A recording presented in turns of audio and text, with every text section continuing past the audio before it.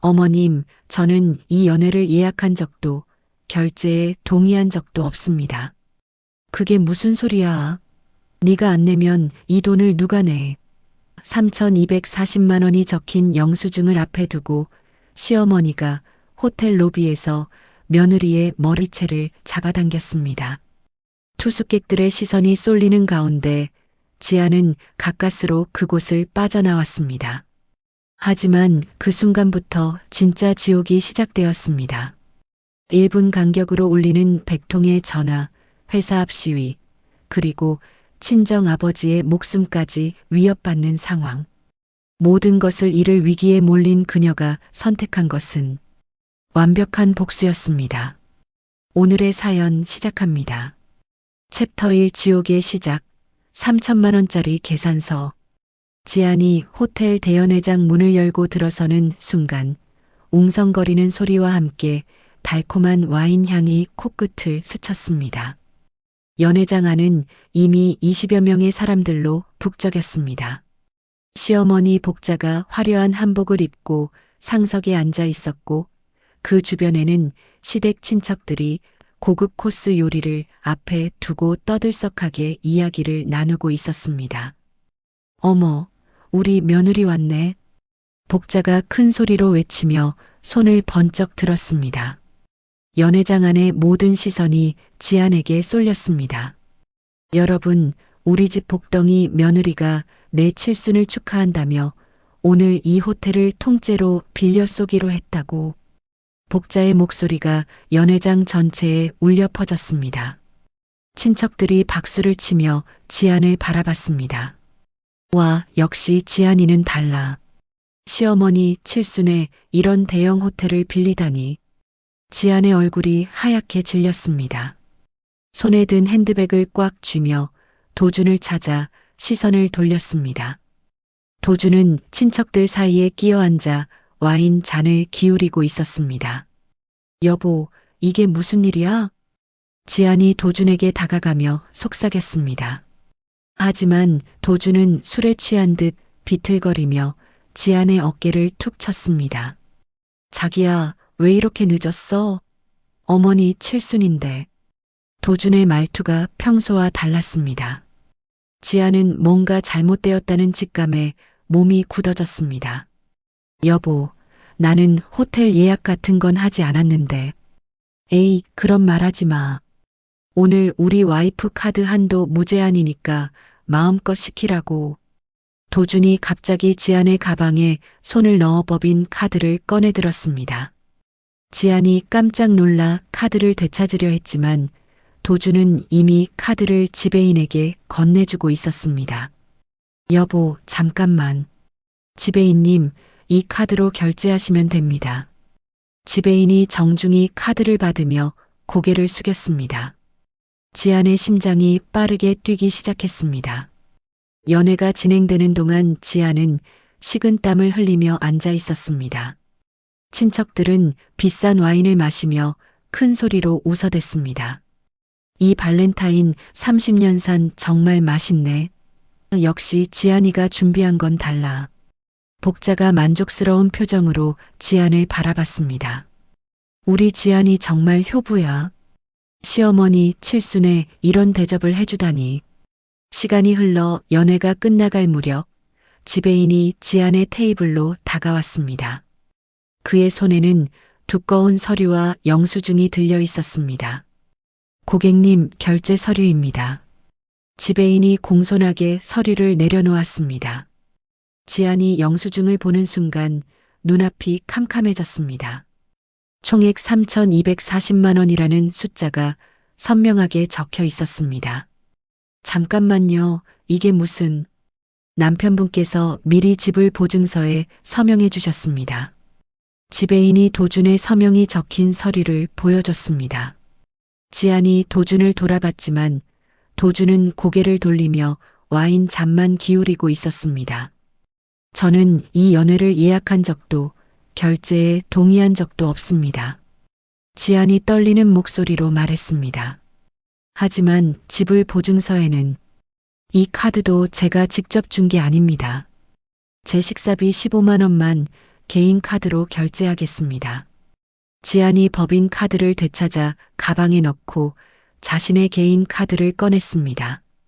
지배인의 얼굴이 당황스러운 표정으로 변했습니다. 그런데 고객님, 이미 서비스가 제공된 상황에서 저는 15만 원 이외에는 결제하지 않겠습니다. 지안이 단호하게 말하며 자리에서 일어났습니다. 연회장이 순간 조용해졌습니다. 복자가 벌떡 일어서며 지안을 노려봤습니다. 야, 이게 무슨 짓이야? 복자의 목소리가 연회장에 울려 퍼졌습니다. 지안이 개인 카드로 15만 원만 결제한 후 연회장을 나서려는 순간 복자가 뒤쫓아왔습니다. 어디로 가려고 해? 당장 돌아와. 호텔 로비까지 나온 복자가 지안의 팔을 붙잡았습니다. 어머니, 저는 이 일에 대해 미리 알지도 못했고 동의한 적도 없습니다.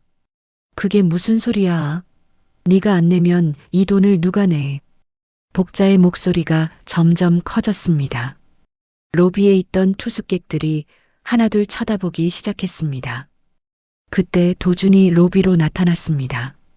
지안아, 당장 결제해서 상황 종료해. 도준이 지안의 어깨를 강하게 잡으며 말했습니다. 여보, 이건 말이 안 돼요.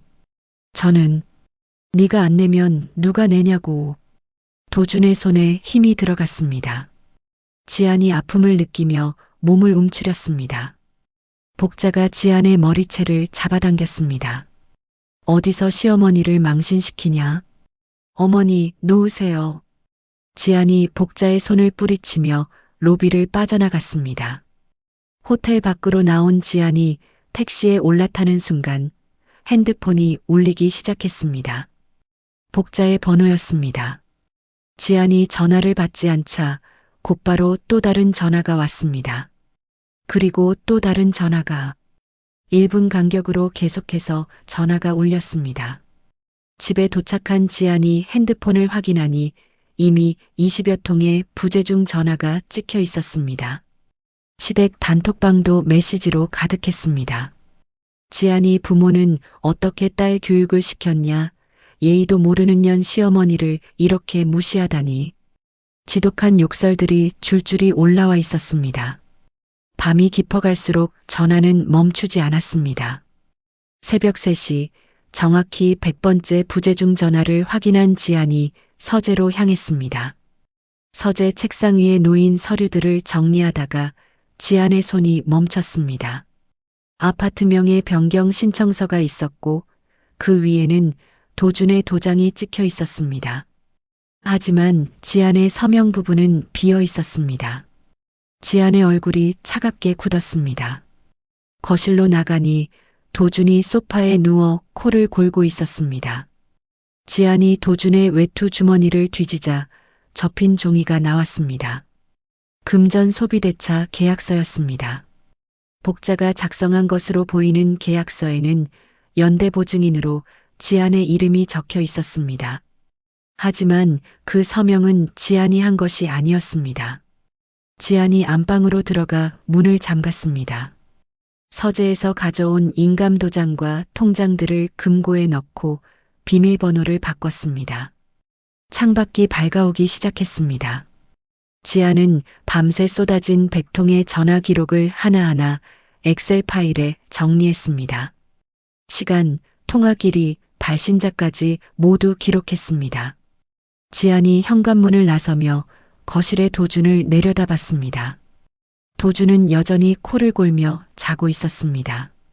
지안이 핸드폰 전원을 끄고 가방을 고쳐 맸습니다. 그리고 조용히 집을 나섰습니다. 챕터 2 사방에서 조여오는 올가미. 다음 날 아침 8시 지안이 회사 로비에 도착했을 때 이상한 광경이 펼쳐져 있었습니다. 정문 앞에 중년 여성 3명이 피켓을 들고 서 있었습니다. 돈 떼먹는 며느리를 고발합니다라고 적힌 피켓이 선명했습니다. 저기 왔다. 한 여성이 지안을 가리키며 소리쳤습니다. 지안이 걸음을 멈췄습니다. 시어머니 칠순 돈을 떼먹고 도망다니는 파렴치한 며느리. 사촌 시누이들이 큰 소리로 외치며 지안에게 다가왔습니다. 출근하는 직장인들이 하나둘 멈춰서서 구경하기 시작했습니다. 지안이 재빨리 경비팀에 연락했습니다. 경비팀입니다. 로비 경비실의 이상무입니다. 정문에 시위하는 분들이 있는데 협조 부탁드립니다. 경비원들이 나타나 사촌 시누이들을 설득하며 건물 밖으로 내보냈습니다. 하지만 이미 많은 사람들이 지안을 쳐다보고 있었습니다. 지안이 엘리베이터에 올라 사무실로 향했습니다. 하지만 사무실에 도착하자마자 팀원 하나가 다가왔습니다. 팀장님, 아까부터 이상한 전화가 계속 와요. 이상한 전화요? 시어머니 칠순 비용을 사기쳤다는 내용인데 지안의 얼굴이 굳었습니다. 바로 그때 사무실 전화가 또 울렸습니다. 팀원이 전화를 받았습니다. 네, 마케팅팀입니다. 네, 이지안 팀장이요? 팀원이 당황스러운 표정으로 지안을 바라봤습니다. 죄송하지만 업무와 관련 없는 통화는 받을 수 없습니다. 전화를 끊은 팀원이 지안에게 다가왔습니다. 팀장님께서 시어머니 돈을 훔쳤다는 내용이었어요. 누가 그런 전화를 했다고 해요? 본인을 이지안 팀장의 시누이라고 소개했어요. 지안이 주먹을 꽉 쥐었습니다. 핸드폰을 확인하니 복자로부터 온 문자가 수십 개 쌓여 있었습니다. 회사에 전화해서 내 정체를 다 알리겠다. 네가 어떤 년인지 동료들이 알게 해주마. 오전 10시 인사팀에서 연락이 왔습니다. 이지안 팀장님, 인사팀으로 한번 와주시겠어요? 인사팀 과장이 심각한 표정으로 지안을 맞았습니다. 팀장님, 오늘 아침부터 팀장님과 관련된 민원이 계속 들어오고 있어요. 어떤 민원인가요? 사생활 문제로 회사 업무에 지장을 준다는 내용인데 이런 일이 계속되면 회사 차원에서도 조치를 취해야 할 것 같습니다. 지안이 의자에 앉으며 깊은 숨을 쉬었습니다. 제가 설명드리겠습니다. 어제 시어머니 생일 연회에서 개인사는 자세히 듣고 싶지 않습니다. 다만 회사에 피해가 가지 않도록 해주세요. 그 시각 지안의 집에서는 도준이 안방 문을 발로 차며 소리를 지르고 있었습니다. 야, 문 열어. 열쇠가 어디 있어. 도준이 문고리를 잡아당겼지만 문은 열리지 않았습니다. 도준이 드라이버를 가져와 문고리를 분해하기 시작했습니다. 마침내 안방 문이 열렸습니다. 도준이 지안의 옷장을 뒤지며 명품 가방과 귀금속을 챙겼습니다. 이것들 팔면 얼마나 나올까? 도준이 가방에 물건들을 쑤셔 넣으며 중얼거렸습니다. 오후 2시 복자가 지안의 친정 어머니에게 전화를 걸었습니다. 어머님, 저 복자예요. 아, 복자씨. 무슨 일이세요? 딸년이 호텔비를 안 내서 제가 유치장에 가게 생겼어요. 어머님이 좀 말씀해 주세요. 지안의 어머니가 깜짝 놀랐습니다. 유치장이요? 무슨 일인지 자세히. 3천만 원짜리 호텔비를 딸년이 떼먹고 도망갔어요. 경찰이 와서 체포영장 나왔다고 하는데 지안의 어머니 얼굴이 창백해졌습니다. 심장이 두근거리기 시작했습니다. 그게 무슨... 갑자기 지안의 어머니가 가슴을 움켜쥐며 주저앉았습니다. 어머니, 옆에서 빨래를 개고 있던 지안의 아버지가 급히 달려왔습니다. 여보, 왜 그래? 지안의 어머니가 숨을 헐떡이며 말했습니다. 지안이가 감옥에. 무슨 소리야? 지안의 아버지가 119에 신고했습니다. 오후 4시 지안이 응급실에서 온 전화를 받았습니다. 이지안님 보호자시죠? 어머님이 응급실에 계세요. 지안의 손에서 핸드폰이 떨어질 뻔했습니다. 지금 어떤 상태인가요? 가슴 통증으로 오셨는데 지금 검사 중입니다. 빨리 와주세요. 지안이 급히 회사를 나섰습니다. 택시 안에서 복자에게 전화를 걸었습니다. 뭘 원하는 거예요? 지안이 소리쳤습니다. 내 돈 내놔. 그럼 끝이야. 엄마한테 무슨 거짓말을 한 거예요? 거짓말? 진짜로 유치장 갈 수도 있어. 네가 돈 안 내니까. 복자가 코웃음을 쳤습니다. 병원에 도착한 지안이 응급실로 뛰어갔습니다.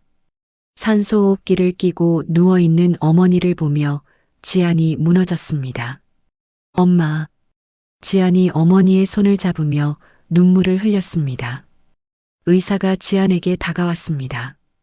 극심한 스트레스로 인한 심장 부정맥입니다. 며칠 입원 관찰이 필요해요. 지안이 복도로 나와 도준에게 전화를 걸었습니다. 여보, 이제 그만해요. 아파트 명의를 넘겨줄게요. 전화 너머로 도준의 기쁜 목소리가 들렸습니다. 정말이야? 빨리 집에 와. 서류 정리하자. 네, 지금 가고 있어요. 지안이 전화를 끊으며 차갑게 미소 지었습니다. 그리고 인터넷 쇼핑몰에서 초소형 녹음기 5개를 주문했습니다. 챕터 3배신의 끝, 추악한 민낯. 2주 후 도준이 큰 여행 가방을 끌며 현관으로 나왔습니다. 지방 출장 일주일 정도 다녀올게. 지안이 부엌에서 설거지를 하며 대답했습니다. 조심해서 다녀와요. 도준이 나간 지 30분 후 지안이 핸드폰 앱을 열었습니다. 도준의 차량에 몰래 부착한 GPS가 실시간으로 위치를 보여주고 있었습니다. 빨간 점이 서울 시내에서 벗어나 경기도 방향으로 움직이고 있었습니다. 하지만 지방이 아닌 근교의 신축 빌라 단지에서 멈췄습니다. 지안이 급히 택시를 잡아탔습니다. 이 주소로 가주세요. 30분 후 지안이 빌라 단지에 도착했습니다. 2층 건물들이 줄지어 서 있는 조용한 주택가였습니다. 지안이 도준의 차를 찾아 빌라 주변을 둘러봤습니다. 201호 앞에 도준의 차가 주차되어 있었습니다. 지안이 빌라 뒤편으로 돌아가 2층 창문을 올려다봤습니다. 얇은 커튼 사이로 안의 모습이 희미하게 보였습니다. 도준이 소파에 앉아 있었고 그 옆에는 만삭 임산부가 앉아 있었습니다. 두 사람 앞 테이블에는 유모차 카탈로그가 펼쳐져 있었습니다. 이건 어떨까? 독일제라고 안전하대. 도준이 카탈로그를 가리키며 말했습니다. 좋아 보여. 우리 아기 첫 선물이네. 여자가 배를 쓰다듬으며 대답했습니다. 지안이 주먹을 꽉 쥐며 그 모습을 지켜봤습니다. 30분쯤 지났을 때 익숙한 목소리가 들려왔습니다. 복자의 목소리였습니다. 유리야 있어? 문이 열리며 복자가 빌라 안으로 들어갔습니다. 복자가 유리의 손을 잡으며 활짝 웃었습니다. 우리 며느리 몸은 괜찮어? 네, 어머니. 아기도 건강해요. 유리가 배를 쓰다듬으며 대답했습니다. 복자가 거실을 둘러보며 만족스러워했습니다. 여기 참 좋네. 우리 귀한 손주 키우기 딱이야. 유리가 부엌에서 음식을 가져왔습니다. 복자가 숟가락을 들며 기뻐했습니다. 역시 유리 음식이 제일 맛있어. 지안이 그 독한 년하고는 비교가 안 돼. 도준이 고개를 끄덕였습니다. 유리가 훨씬 나아요. 성격도 좋고. 복자가 젓가락을 내려놓으며 말했습니다. 그런데 지안이 아파트 문제는 어떻게 됐어? 거의 다 됐어요. 명예 이전 서류에 사인만 받으면 끝이에요. 도준이 자신만만하게 대답했습니다. 복자가 손뼉을 쳤습니다. 그럼 이제 그 아파트가 우리 아들 것이 되는구나. 유리야, 넌 바로 우리 집 진짜 안주인이야. 고마워요, 어머니. 유리가 고개를 숙이며 인사했습니다. 복자가 가방에서 통장을 꺼냈습니다. 유리야, 지안이한테 뺏은 3천만 원은 내 산후조리원 예약금으로 입금해뒀어. 정말요? 당연하지. 우리 손주 위해서야. 지안이 창문 밑에서 스마트폰으로 이 모든 대화를 녹음하고 있었습니다. 손이 부들부들 떨렸지만 녹음 버튼을 놓지 않았습니다. 그때 누군가 지안의 어깨를 툭 쳤습니다. 지안이 깜짝 놀라 돌아보니 낯선 남자가 서 있었습니다. 혹시 이지안 씨예요? 지안이 경계심을 드러내며 물었습니다. 누구세요? 저는 한정우라고 합니다. 변호사예요. 남자가 명함을 내밀었습니다. 지안이 명함을 받아 들여다봤습니다. 한정우. 어디서 들어본 이름 같은데. 대학교 선배예요. 법학과 한 학번 위.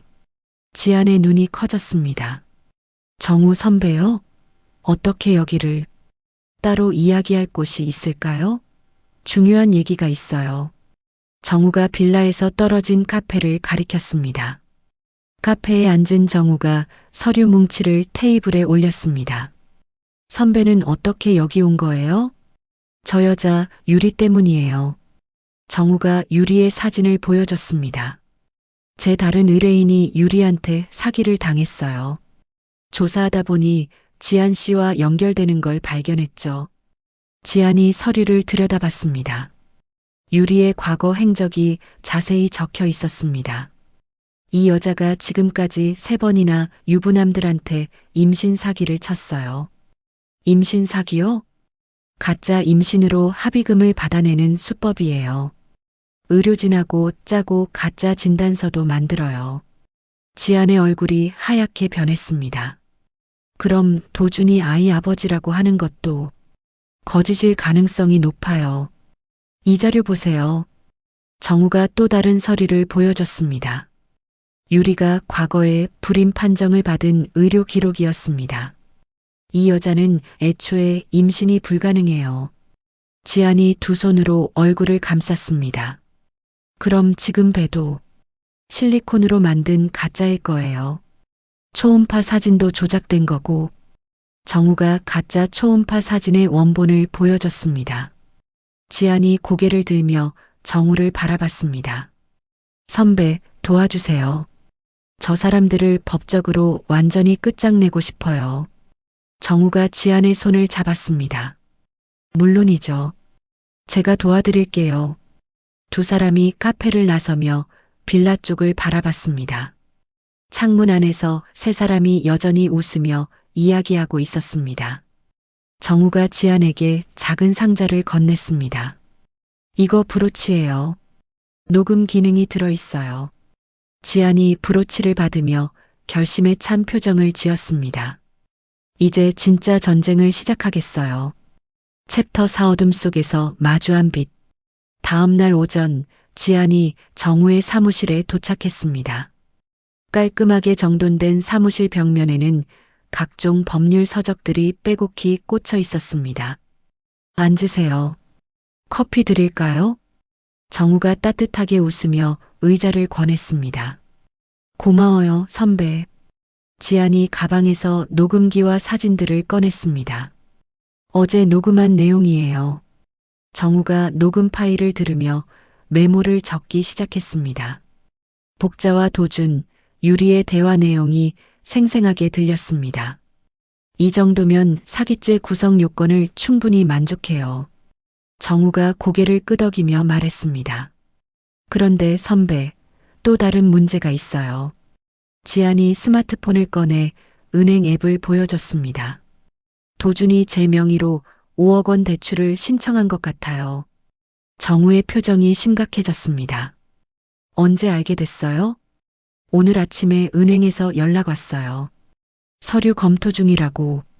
정우가 즉시 컴퓨터를 켜며 타자를 쳤습니다. 지금 당장 법원에 지급 정지 가처분 신청을 낼게요. 그게 가능해요? 명예 도용이니까 가능해요. 하지만 시간이 중요해요. 정우가 서류를 작성하며 지안에게 말했습니다. 지안 씨는 당분간 평소처럼 행동하세요. 시어머니가 의심하지 않게. 어떻게요? 순종적인 며느리인 척 계속 연기하는 거예요. 지안이 고개를 끄덕였습니다. 오후 2시 복자가 지안에게 전화를 걸었습니다. 지안아, 아파트 담보대출 서류 좀 준비해라. 지안이 정우의 지시대로 순종적인 목소리로 대답했습니다. 네, 어머니. 어떤 서류가 필요한가요? 은행에서 추가 서류 달라고 하던데. 네가 직접 가서 처리해. 알겠습니다. 내일 은행 가볼게요. 전화를 끊은 지안이 정우에게 상황을 알렸습니다. 정우가 미리 준비한 가짜 서류를 건넸습니다. 이걸 가져가세요. 서류상으로는 문제없어 보이지만 실제로는 처리가 안 되게 만든 거예요. 정말 괜찮을까요? 걱정 마세요. 저도 15년간 이런 일만 해왔어요.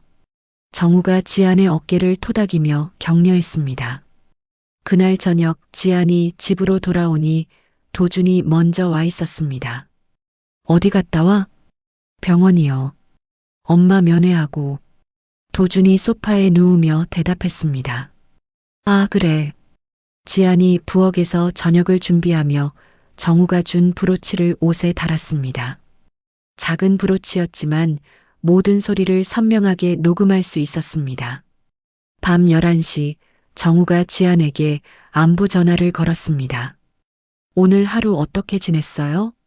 괜찮아요. 도준이 아직 의심하지 않는 것 같아요. 힘들면 언제든 연락하세요. 제가 도와드릴게요.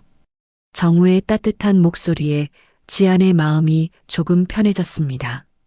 다음 날 복자가 은행에 가서 서류를 제출했습니다. 하지만 30분 후 은행 직원이 고개를 저었습니다. 죄송합니다.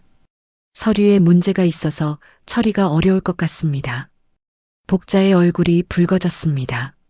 무슨 문제요? 추가 확인이 필요한 부분들이 있어요. 복자가 집에 돌아와 지안에게 화를 냈습니다. 야, 일 제대로 못하냐? 서류가 틀렸다고 하네. 지안이 당황스러운 척하며 대답했습니다. 어머니, 제가 다시 확인해 볼게요. 그 시각 정우는 사설 탐정과 함께 유리의 행적을 추적하고 있었습니다. 유리가 도준 몰래 다른 남자를 만나고 있어요. 탐정이 사진들을 보여줬습니다. 유리가 낯선 남자와 카페에서 만나는 모습이었습니다. 그 남자가 누구죠? 조폭 출신 브로커예요. 돈 세탁이 전문이에요. 정우가 사진을 자세히 들여다봤습니다. 유리가 도준의 돈을 빼돌려서 해외로 송금할 준비를 하고 있는 것 같아요. 정우가 지안에게 전화를 걸었습니다. 지안 씨, 중요한 정보를 얻었어요. 어떤 정보요? 유리가 배신할 준비를 하고 있어요. 도준의 돈을 가지고 도망칠 계획인 것 같아요. 지안이 씁쓸하게 웃었습니다. 서로 속고 속이는 관계였네요. 이제 당신은 관찰자가 되세요. 그들이 서로를 파괴하게 놔두는 거예요. 정우의 조언을 들은 지안이 고개를 끄덕였습니다. 저녁 무렵 지안이 정우와 함께 강변을 걸었습니다. 한강이 석양에 물들어 아름다웠습니다. 선배, 정말 고마워요. 혼자였다면 어떻게 됐을지. 천만에요. 제가 더 고마워요. 정우가 지안을 바라보며 말했습니다. 왜요? 대학 때부터 지안 씨를 좋아했거든요. 지안이 깜짝 놀라 정우를 바라봤습니다. 선배가 저를요? 그때는 말할 용기가 없었어요. 지안 씨가 너무 훌륭해 보여서. 정우가 수줍게 웃었습니다. 이 전쟁이 끝나면 다시 평범하게 웃고 싶어요. 지안이 한강을 바라보며 말했습니다. 정우가 지안의 손을 잡았습니다. 반드시 그렇게 만들어 드릴게요. 두 사람이 석양을 바라보며 조용히 서 있었습니다. 지안의 얼굴에 오랜만에 평화로운 미소가 떠올랐습니다. 챕터 5 폭풍 전의 고요와 찰나의 행복. 일주일 후 지안이 요양원 주차장에서 정우를 기다리고 있었습니다. 정우의 차가 도착하자 지안이 조심스럽게 뒷좌석에 올라탔습니다. 아버지께서 많이 좋아지셨어요. 지안이 안도의 표정으로 말했습니다. 다행이에요. 이제 복자가 절대 찾을 수 없는 곳으로 모셔야죠. 정우가 개인 요양원 자료를 보여줬습니다. 여기는 보안이 아주 철저해요. 가족이 아니면 면회도 불가능하죠. 비용은 얼마나 들어요? 제가 처리할게요. 걱정하지 마세요. 정우가 따뜻하게 미소 지었습니다. 요양원에서 나온 두 사람이 조용한 교회 식당으로 향했습니다. 창가 자리에 앉은 지안이 깊은 숨을 쉬었습니다. 이렇게 평화로운 게 언제만인지 모르겠어요. 앞으로 계속 이럴 거예요. 정우가 메뉴판을 건네며 말했습니다. 선배, 이혼 후에 제가 받을 수 있는 건 얼마나 될까요? 지안이 조심스럽게 물었습니다. 정우가 미리 준비한 서류를 꺼냈습니다. 아파트 가격이 15억이고 위자료까지 합치면 20억 정도 될 것 같아요. 정말요? 도준의 불륜과 사기가 명확하니까 100% 지안 씨가 이길 거예요. 지안이 처음으로 홀가분한 표정을 지었습니다. 그날 오후 지안이 회사에서 본부장 승진 발령을 받았습니다. 동료들이 축하 케이크를 가져와 작은 파티를 열어줬습니다. 팀장님 축하해요. 정말 대단하세요. 동료들의 진심 어린 축하를 받으며 지안의 눈가에 눈물이 맺혔습니다. 그 시각 복자와 도주는 지안이 숨을 고르는 사이 승리를 확신하고 있었습니다. 도준이 유리에게 다이아몬드 반지가 든 상자를 건넸습니다. 유리야 받아. 이게 뭐야? 약혼 반지야. 지안이랑 이혼하면 바로 결혼하자. 유리가 반지를 끼며 활짝 웃었습니다. 고마워, 도준아. 하지만 유리의 눈빛은 차갑게 식어 있었습니다. 반지 가격을 계산하고 있는 듯한 표정이었습니다. 복자는 동네 사람들에게 자랑하고 다녔습니다. 우리 며느리가 기어오르다 결국 무릎 꿇고 돈 보따리 내놨어요. 역시 복자 씨가 이기셨네요. 당연하죠. 내가 누군데? 복자가 으스댔습니다. 정우는 이들의 움직임을 정보원을 통해 실시간으로 파악하고 있었습니다. 그리고 지안에게 보고했습니다. 그들이 높이 올라갈수록 더 크게 떨어질 거예요. 저녁 무렵 정우가 지안을 미술관으로 데려갔습니다. 조용한 전시실에서 두 사람이 그림을 감상했습니다. 오랜만에 이런 여유를 가져보네요. 지안이 그림 앞에 서서 말했습니다. 앞으로 자주 이런 시간을 가져요. 정우가 지안의 옆에 서며 말했습니다. 전시를 다 본 후 정우가 작은 쿠키 상자를 건넸습니다. 제가 직접 구웠어요. 선배가 쿠키를요? 지안이 놀라며 상자를 열었습니다. 예쁘게 만들어진 쿠키들과 함께 카드가 들어 있었습니다. 지안 씨의 새로운 시작을 응원합니다. 지안이 카드를 읽으며 웃었습니다. 정말 고마워요. 그날 밤 지안이 요양원에 있는 아버지와 영상 통화를 했습니다. 딸아, 아빠 많이 좋아졌다. 아버지의 얼굴에 혈색이 돌아와 있었습니다. 아빠, 곧 다 끝날 거예요. 조금만 더 참아요. 우리 딸 고생이 많다. 미안하다. 무슨 말씀을 하세요? 제가 다 해결할게요. 통화를 마친 지안이 안도의 눈물을 흘렸습니다. 그 사이 유리는 복자의 명품 시계를 몰래 가방에 넣고 있었습니다. 복자가 화장실에 간 사이 재빨리 움직였습니다. 이것도 돈이 되겠네. 유리가 시계를 보며 중얼거렸습니다. 복자가 화장실에서 나와 거실로 왔습니다. 유리야, 내 시계 못 봤어? 아니요, 어머니. 어디 두셨는지 기억 안 나세요? 유리가 태연하게 거짓말을 했습니다. 복자가 고개를 갸웃하며 다른 곳을 찾으러 갔습니다. 지아는 집으로 돌아와 거울을 보며 내일 입을 옷을 골랐습니다. 가장 화려한 드레스였습니다. 거울 속 자신을 보며 지안이 차가운 미소를 지었습니다. 그리고 핸드폰에서 복자의 번호를 완전히 삭제했습니다. 내일이면 모든 것이 끝날 것이라는 확신이 들었습니다. 지안의 눈빛에 결의가 서렸습니다. 챕터 6 무너진 평화, 두 번째 비극. 다음 날 아침 8시 지안이 커피를 마시며 승리의 카운트다운을 하고 있을 때 핸드폰이 울렸습니다. 요양원 보안팀의 전화였습니다. 이지안님이시죠? 긴급한 상황이 발생했습니다.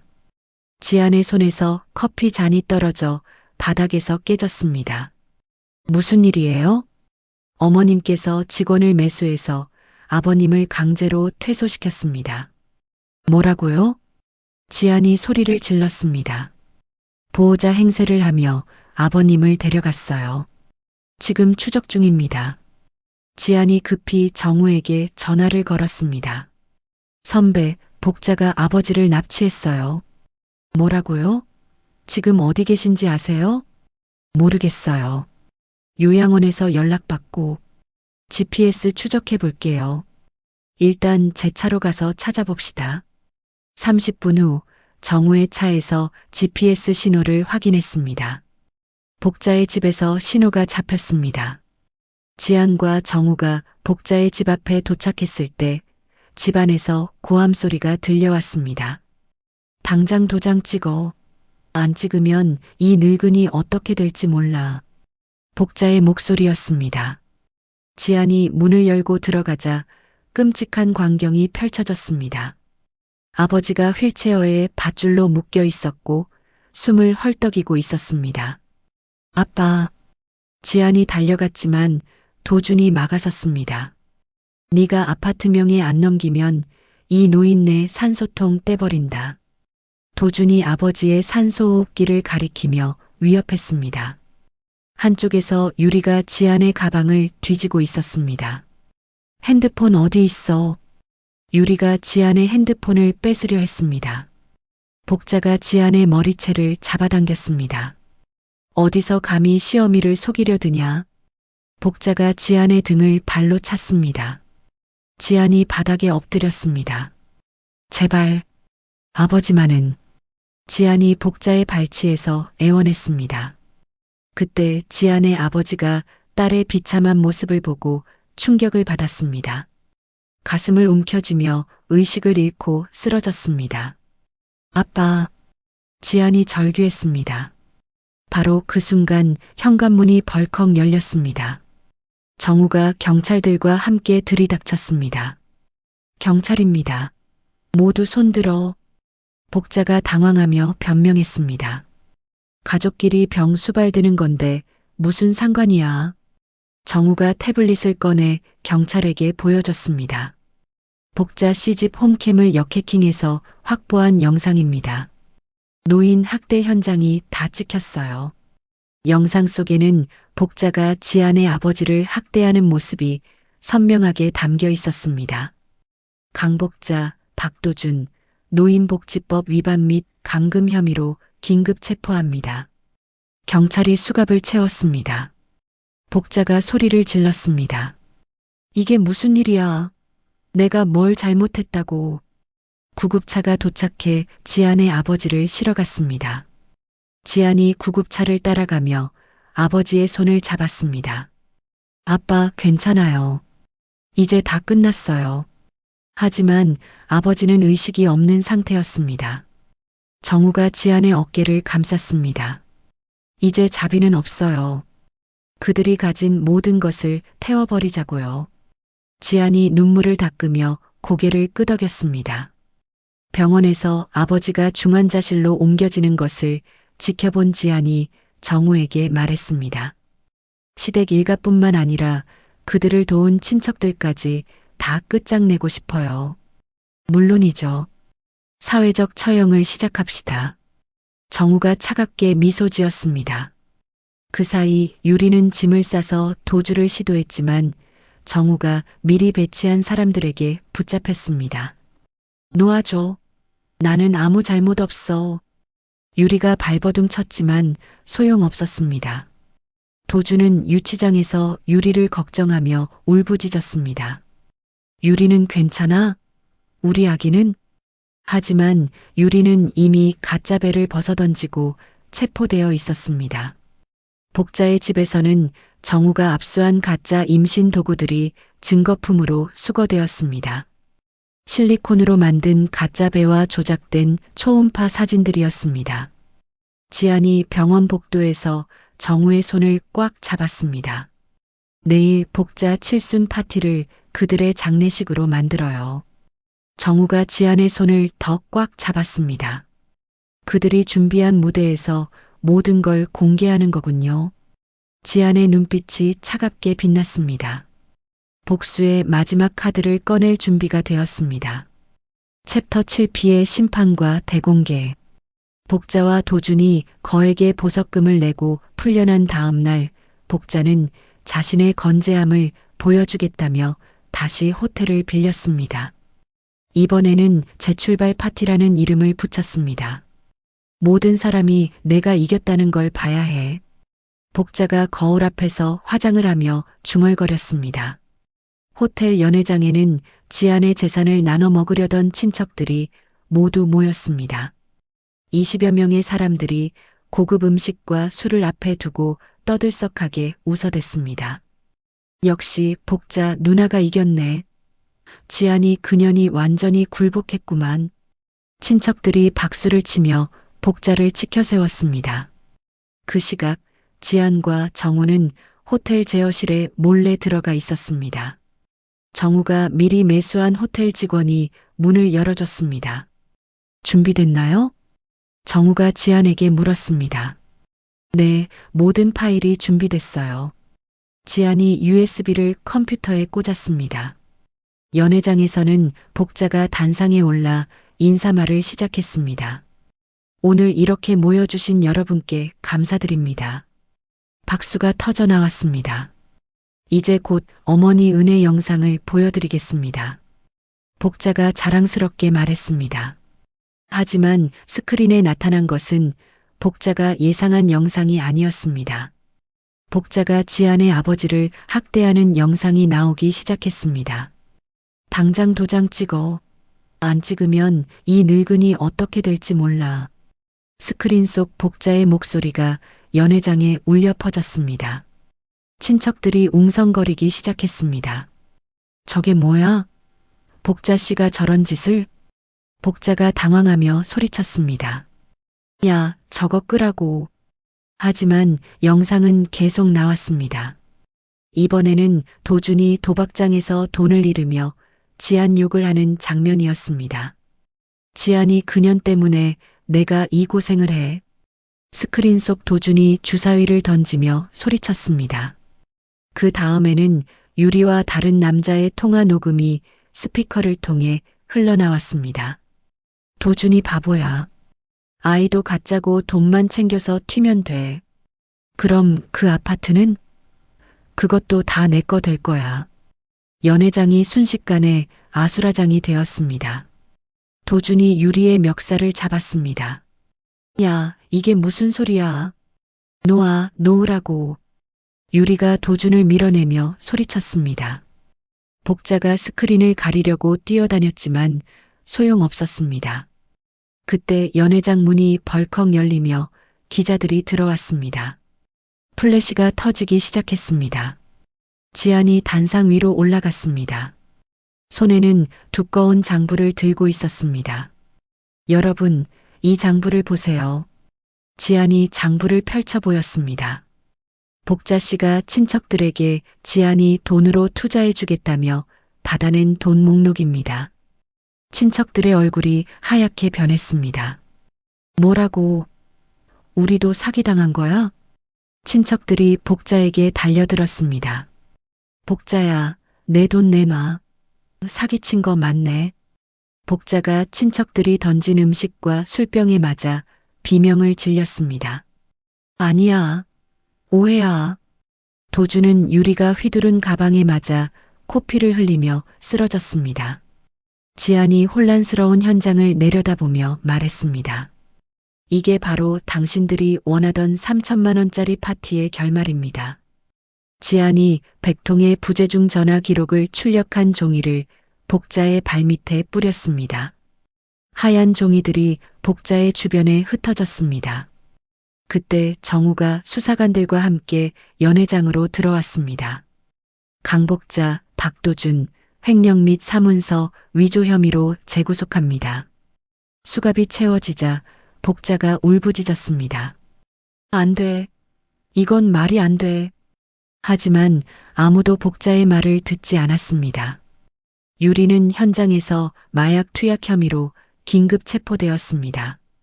그녀의 가방에서 마약이 발견된 것입니다. 지안이 또 다른 서류를 들어보였습니다. 복자 씨가 제 부모님 명의로 몰래 가입한 고액 생명보험 증서입니다. 기자들이 플래시를 터뜨리며 사진을 찍었습니다. 도주는 분노한 친족들에게 둘러싸여 돈을 내놓으라는 협박을 받았습니다. 내 돈 당장 내놔. 사기꾼 새끼. 정우가 미리 준비한 호텔 대형 전광판에 복자의 추악한 모습이 나타났습니다. 시내 전체가 이 광경을 볼 수 있었습니다. 지안이 정우의 에스코트를 받으며 연회장을 당당히 걸어 나왔습니다. 호텔 정문 밖에서 기자들이 기다리고 있었습니다. 시어머니의 만행에 대해 한 말씀 해주세요. 지안이 차분하게 대답했습니다. 법이 정의를 실현해 줄 것이라 믿습니다. 마지막으로 지안이 호텔 지배인에게 말했습니다. 연회장 기물 파손 비용은 모두 복자 씨 보증금에서 차감해 주세요. 지안과 정우가 호텔을 떠날 때 뒤에서는 여전히 아수라장이 벌어지고 있었습니다. 챕터 8 새로운 시작, 찬란한 엔딩. 3개월 후 이혼 재판정에서 지안이 승리의 선고를 들었습니다. 판사가 망치를 두드리며 말했습니다. 피고의 유책 사유를 100% 인정하며 아파트 소유권은 원고에게 있음을 확인합니다.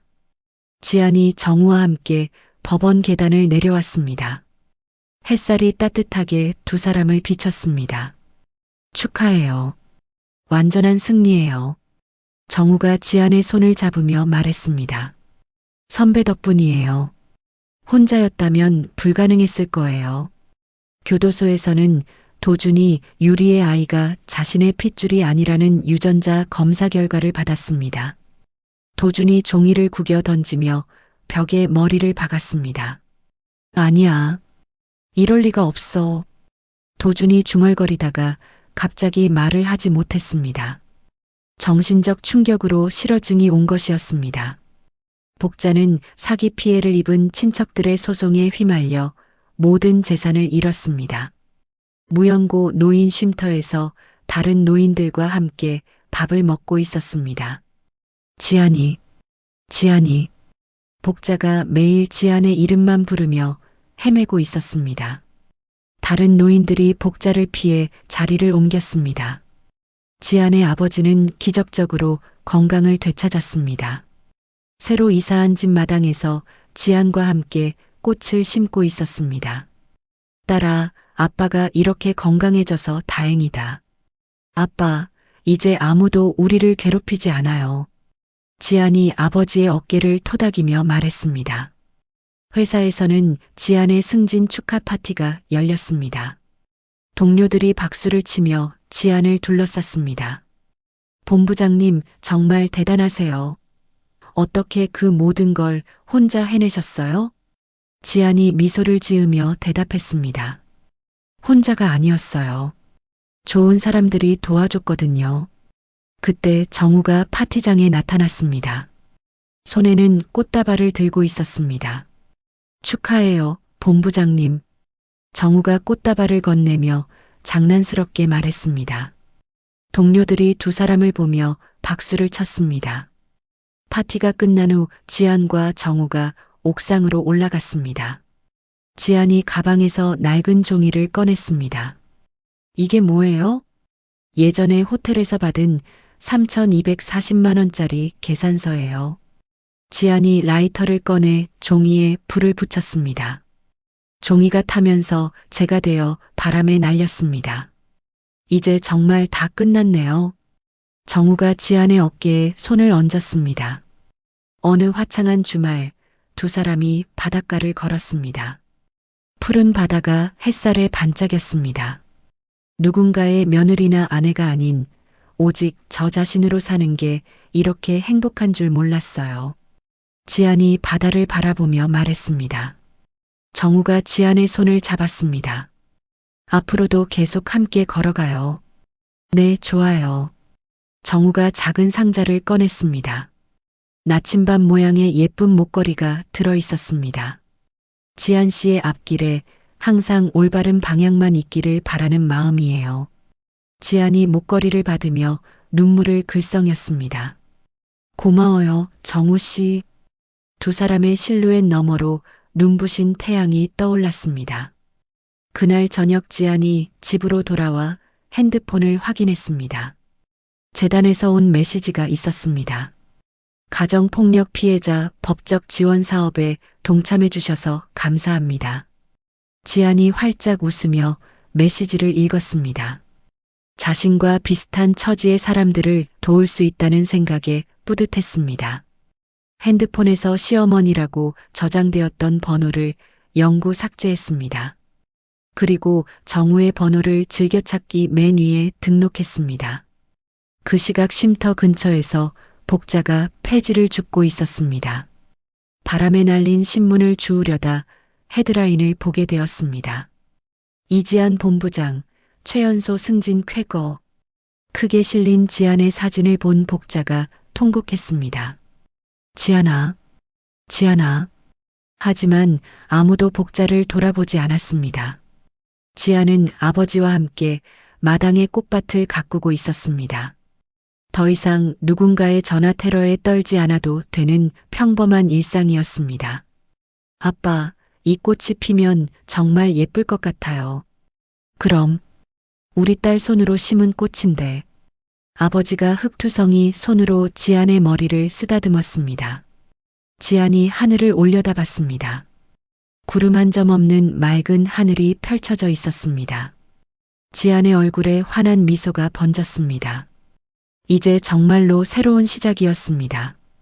지안의 이야기는 우리에게 중요한 메시지를 전합니다. 가족이라는 이름으로 포장된 착취와 폭력 앞에서 더 이상 참고 견디는 것만이 답이 아니라는 것을요. 때로는 법적 대응과 치밀한 준비가 필요하고 때로는 용기 있는 선택이 필요합니다.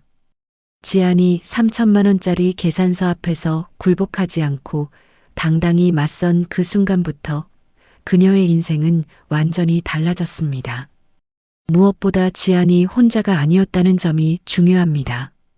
정우라는 든든한 조력자가 있었고 법적 절차를 통해 정의를 실현할 수 있었죠. 현실에서도 마찬가지입니다. 혼자 견디지 마세요. 주변의 도움을 요청하고 전문가의 조력을 받으며 당당히 자신의 권리를 지켜나가시기 바랍니다. 누군가의 며느리나 아내가 아닌 오직 자기 자신으로 당당히 살아가는 지안의 모습처럼 여러분도 자신만의 행복한 결말을 만들어 가시길 응원합니다. 이야기를 끝까지 들어주신 분이 계시다면 잘 들었다고 댓글과 구독, 좋아요 하나만 남겨주세요. 감사합니다.